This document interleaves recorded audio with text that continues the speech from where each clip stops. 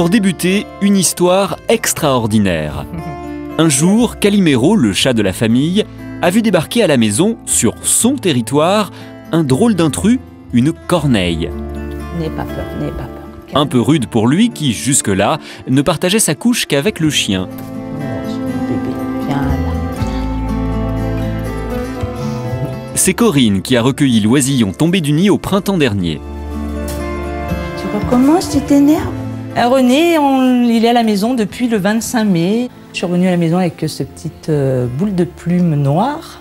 Et je dis, bon, bah, on va le soigner et puis on verra après. Je ne m'attendais pas à ce qu'il reste à la maison. On va dire 8 mois plus tard, il est toujours là. Et il fait partie de la famille, en fait. Il vit dehors en liberté avec ses congénères et il vient aussi à la maison avec nous. Voilà. Dès son arrivée, René a su se rendre indispensable. Il n'a fallu que quelques semaines pour que ces deux-là forment un couple de véritables inséparables. Voilà, c'est bien. On l'a soigné comme on a pu et c'est vrai que je me suis attachée beaucoup à lui. Je pense que lui aussi à moi. Je sais pas, j'ai l'impression de ressentir ce qu'il ressent pour moi et que lui, il sait ce que je ressens pour lui. Quand il arrive vers moi, qu'il baisse sa tête, il m'attrape les lèvres tout doucement avec son bec, hein René? Mais vraiment, la force qu'il a, il pourrait me les arracher, mais c'est avec de la gentillesse, c'est des bisous, il a une tendresse, c'est impressionnant. Et je pense que de toute façon, tout être vivant, dès lors qu'on leur donne de l'attention, leur donne de l'affection, je pense que bon, ben, ils le rendent de toute façon. Mais il y a quelque chose de plus fort avec Attika, avec ma chienne, avec mes chats. Pourtant, ils sont affectueux. Avec René, c'est autre chose. Ça va au-delà, je pense. Il y a de l'empathie, il y a de la télépathie, c'est étrange. Un lien télépathique rassurant pour la jeune femme, car il lui permet de rester toujours en contact avec son protégé. C'est vrai que des fois, il reste quelques jours absent, parce que bon, ben, il a sa petite vie de corvidé dehors, à l'extérieur. Et quand j'ai besoin de lui, quand j'y pense fort, t'écoutes ce que je dis, hein, eh bien, on peut dire que dans les heures qui suivent ou le lendemain, il sera là. Et il sera là parce qu'il sait que j'ai besoin de lui. René, viens là. Bien que libre de ses mouvements d'aile, René préfère toujours les petits plats faits maison. L'occasion de partager un peu d'intimité, tout en ne perdant pas de vue l'essentiel, ne pas être séparés l'un de l'autre trop longtemps. Si on veut que la corneille se réen sauvage, il faut que justement, elle se nourrisse par elle-même aussi. Donc, moi, je pense que c'est le fait que je continue de le nourrir, c'est tout simplement pour garder ce lien. Je pense qu'il n'y a pas que la nourriture, et j'espère qu'il ne revient pas que pour ça, hein. Mais ça permet, on va dire, c'est un échange. Il sait que quand il vient, il y a ce qu'il faut et qu'il peut rester, il n'y a pas de problème.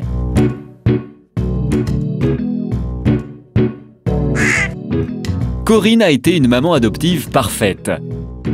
Tout naturellement, elle a guidé son oisillon dans ses premiers pas, ou plutôt dans ses premiers vols, sous le regard attentif des deux autres résidents des lieux.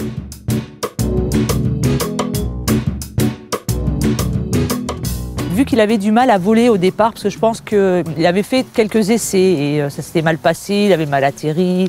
Donc après, il ne voulait plus voler, donc il fallait tout simplement que je lui muscle les ailes. Donc je le prenais avec le panier et je faisais des gestes comme ça lui permettait de battre les ailes et de muscler ses ailes. La première fois où il s'est perché dans le chêne, j'ai dit comment il va faire pour redescendre.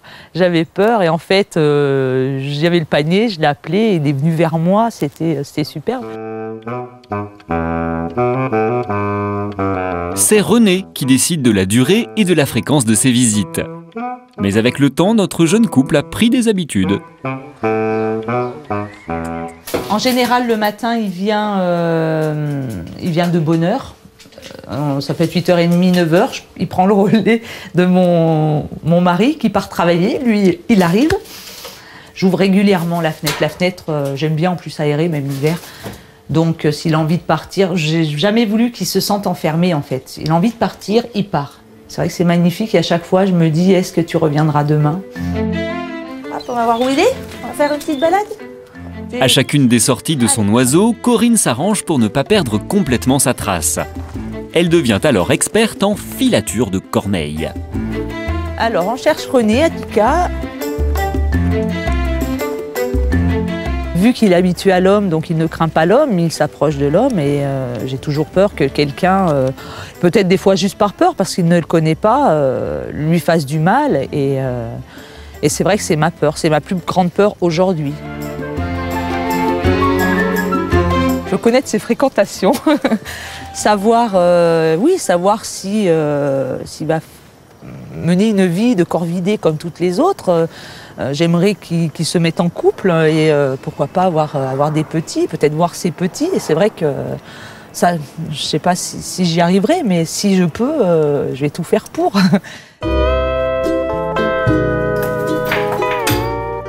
L'amour de Corinne pour son ami est tel qu'il l'inspire aussi dans sa peinture. Il est d'ailleurs devenu son modèle préféré. Tu prends la pause. Je ne peins pas beaucoup les animaux, on va dire tout ce qui est portrait, et en fin de compte, je l'ai trouvé très intéressant à peindre et j'ai découvert plein de petites choses, des petits détails. Lui, il n'est pas comme une autre corneille, même si on prend des photos, qu'on regarde un peu, il a ses petits trucs, il a des différences.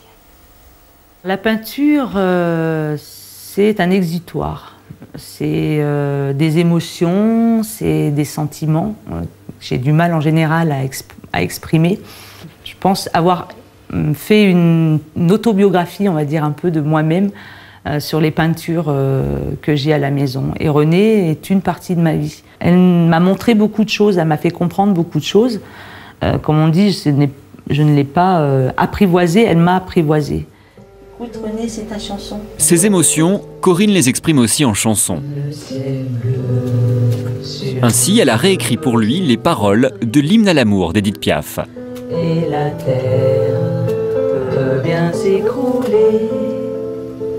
Cette chanson, elle laisse passer beaucoup de sentiments et c'est vrai que j'ai changé quelques mots et je trouve qu'elle correspondait bien à ce que je ressens pour lui.